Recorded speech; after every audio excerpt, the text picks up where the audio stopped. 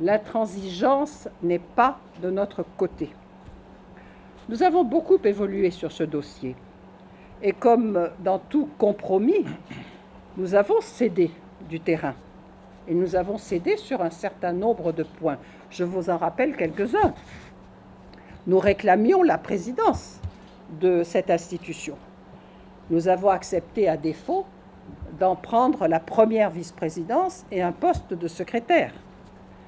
Nous demandions que les représentants de l'administration aient une voix consultative et non pas une voix délibérative, tout cela au nom de l'indépendance, pour renforcer l'indépendance de la commission électorale et parce qu'en plus nous sommes convaincus que l'administration n'a aucune légitimité pour s'insérer dans le débat politique.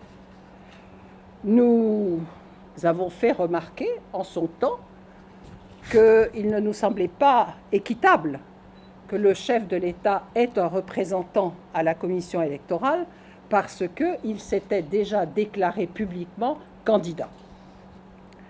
Pour contrebalancer la force du président de la commission électorale, son importance, nous avions proposé que la commission centrale devienne un organe souverain et que le poste de secrétaire général soit soumis à candidature pour que nous puissions mieux tester ses capacités, ses compétences et sa neutralité.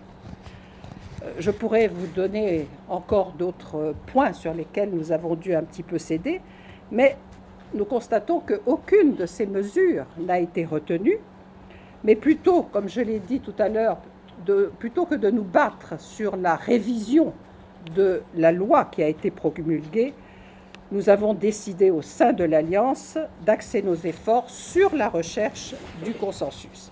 Et c'est dans cet état d'esprit que nous avons demandé la vice-présidence et le poste de secrétaire. Tant que nous n'aurons pas été entendus, nous suspendons la participation de nos représentants aux travaux de la Commission. Il ne s'agit pas pour eux, soyons clairs, de démissionner ou de quitter la CEI. Pour l'heure, l'Alliance reste ouverte à toute reprise de discussion. Nous souhaitons que le gouvernement veuille bien respecter ses engagements et que tous les discours officiels sur la transparence ne demeurent point au stade des intentions. L'Alliance des forces démocratiques soutient ses représentants et toutes les personnalités qui ont décidé de suspendre leur participation aux travaux de la CEI. Cette institution est un maillon essentiel dans le processus électoral et il est impératif, à nos yeux, que son démarrage se fasse sous les auspices d'une volonté affirmée de respect mutuel pour aller à des élections anticipées. Je vous remercie.